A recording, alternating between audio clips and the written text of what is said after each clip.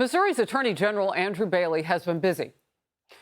He just sued New York State to protect former President Trump from being sentenced in the phony trial against him. As you know, it was a spectacle in the state of New York a couple of months ago.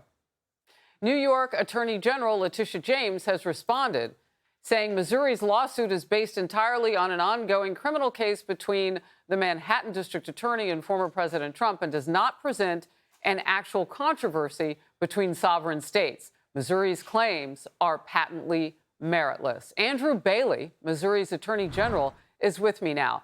Now, I've seen a lot on this. I want to hear directly from you. And what exactly is the goal? Well, our goal here is to eliminate this illicit witch hunt prosecution in New York that's hijacking a presidential election and injecting poison into our democratic process. Look, the state of Missouri has a sovereign interest in participating in a national election on equal footing with every other state, and yet a rogue prosecutor and collusive judiciary in the state of New York, again, have hijacked that process and deprived Missourians of access to a presidential candidate, and with a gag order deprived Missourians of the right to hear from a presidential candidate. And courts should stay out of any decision, any case that's going to cause election interference. Those concerns are certainly heightened the closer in time we get to an election. And this is the heat of a campaign in the presidential election, in the most consequential national election in this nation's history. And so Missouri's fighting for its rights and its voice in the process.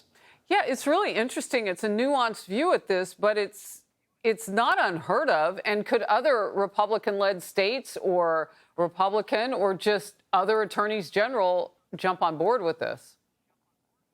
Yeah, certainly that's true. And we've had multiple other Republican states join amicus briefs in support of this lawsuit. Our founding fathers contemplated that there would be legal disputes amongst the states. And so they codified an original action docket in the form of Article 2, Section 3 of the United States Constitution. And that's where we filed the case originally with the United States Supreme Court so that we could protect Missourians' rights to have access to and hear from a presidential candidate. And I'm proud to stand with other like-minded attorneys general. Look, New York wouldn't allow a red state prosecutor to arrest and jail Kamala Harris, so we're not going to let them do that to President Trump either. Missouri had a caucus, and there are numerous electors and voters who caucused in favor of President Trump and have the right to be heard in the process.